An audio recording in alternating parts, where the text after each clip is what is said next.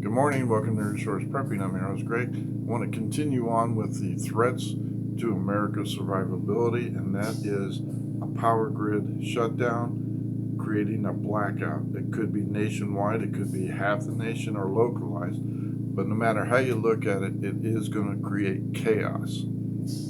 2003, the blackout that knocked out power in Northeast Ohio, New York, Maine, Massachusetts, parts of Canada, lasted almost 2 weeks. We did learn, as I had stated before, that people are good for about 3 days, figuring that the power come back on and everything else like that.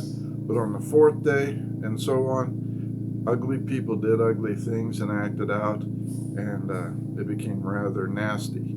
You also learned that ATM machines didn't work.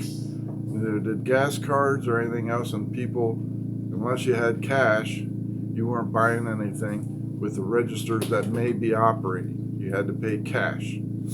So that was a valuable lesson learned. Another terrorist attack, April 16, 2013, Metcalf, California.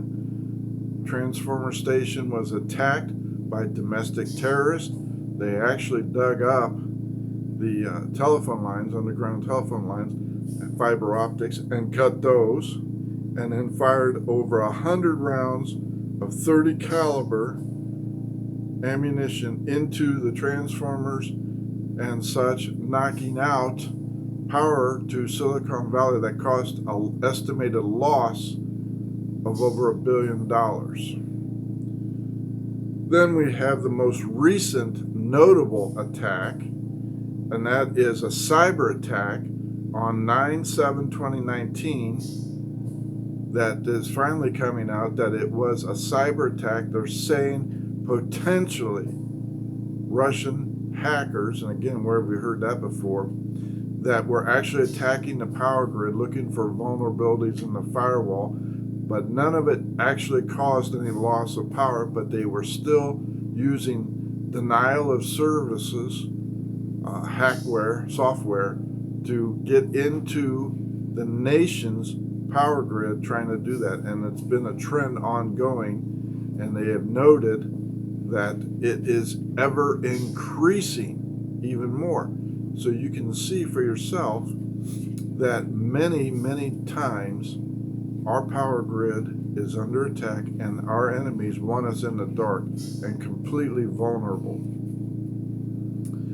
The most recent press conference was June 6th, 2021, with our Energy Secretary, Jennifer Granholm, was actually on CNBC, MSNBC, all the TV rounds, making the announcement that our power grid is vulnerable and that we are under unprecedented cyber attacks on a continuous basis. One of the things that was actually divulged that makes you sit up and wonder is that should a major attack or event happen where the large turbines and transformers are damaged or destroyed, we don't have anything in backstock to replace them immediately.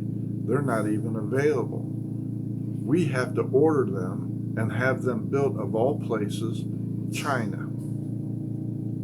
So we could be without power in the dark for as long as 9 months to a year, depending on if China even wants to sell them to us or give them to us. We don't make them here anymore. We import our own capacitors and transformers from China. And Trump signed a bill saying, hey, we've got to build our own. We're going to ban them, the electrical circuits, the boards rather, from China, because they were building in hacking vulnerabilities. And we discovered that, and he said, no, you're not going to have access to our power grid.